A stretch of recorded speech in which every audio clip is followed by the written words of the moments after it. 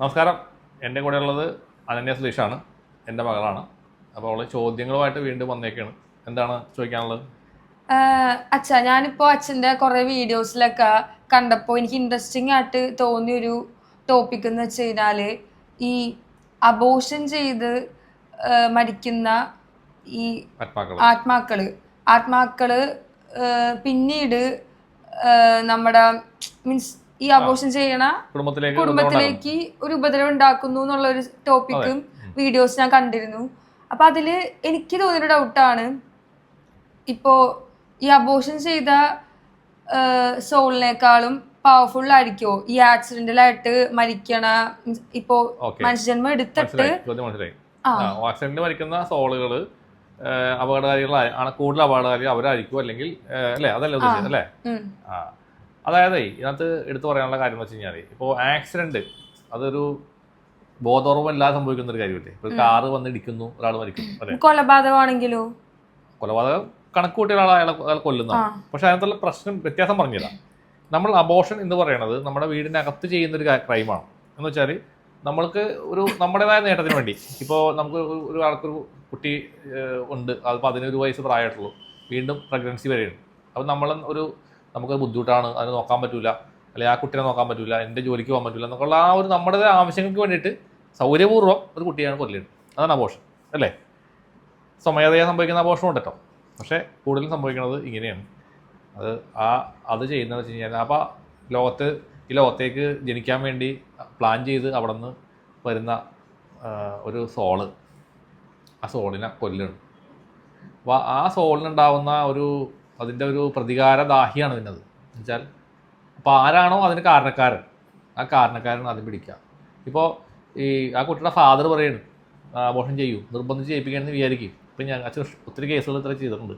അപ്പോൾ അതിൻ്റെയൊക്കെ അനുഭവത്തിനെ വിളിച്ചിട്ടാണ് സംസാരിക്കുന്നത്. അപ്പോൾ ആദ്യം പിടികൂടുക, കൂടുതൽ ശല്യം ചെയ്യുക ആ കുട്ടിയുടെ ഫാദറിൻ്റെ ആയിരിക്കും.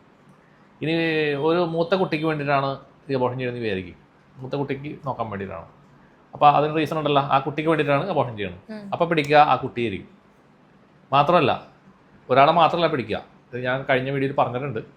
ഈ സോള് ഡിവൈഡ് ചെയ്തിട്ട് 2-3 ആൾക്കാരെ പിടിക്കുന്ന ഒരു പ്രോസസ്സും കൂടി അതിനകത്തുണ്ട്.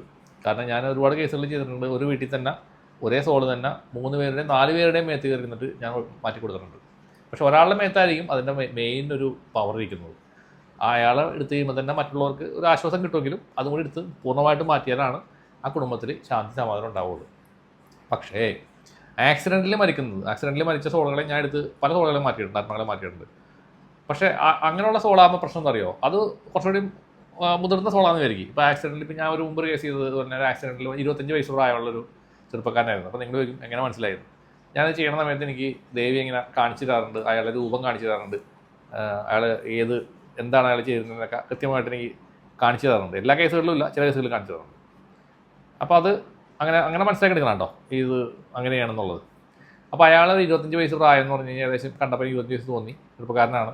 അയാൾക്ക് ഒരുപാട് ആഗ്രഹങ്ങളുമായിട്ട് അല്ലെങ്കിൽ ഒരു പ്രണയമുള്ളൊരു മനുഷ്യനായിരുന്നു.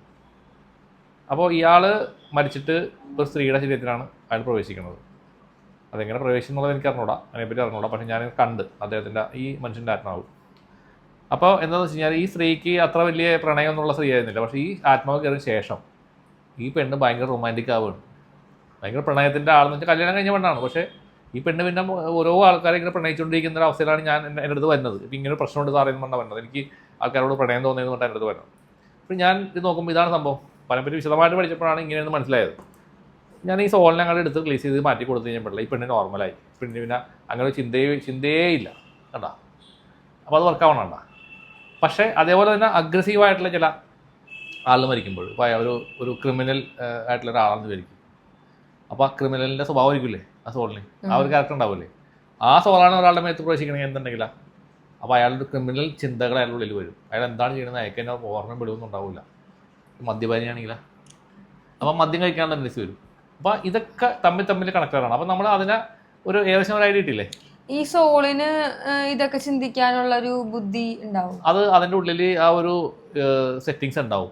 ആ സെറ്റിങ്സ് ഉള്ളതുകൊണ്ടാണ് ഇങ്ങനെയൊക്കെ ചെയ്യുന്നത്. അപ്പോൾ പിന്നെ നമ്മളതിനെ എടുക്കാൻ ചെല്ലുമ്പോൾ ഇനി വേറെ കാര്യം പറഞ്ഞുതരാം. അപ്പോൾ നമ്മളിപ്പോൾ ഒരാൾ അപ്പോയിൻമെൻറ്റ് എടുത്ത് വരികയാണ്, നാളെ നമുക്ക് ഇത് ചെയ്യാം, സോൾ റിലീസ് ചെയ്യാം എന്ന് പറഞ്ഞ് വരുമ്പോൾ ഇന്ന് അപ്പോയിൻമെൻറ്റ് അയാൾ എടുത്തിട്ടുണ്ടെങ്കിൽ അയാൾക്ക് അതിനകത്ത് കിടന്ന് ഉറങ്ങാൻ പറ്റില്ല.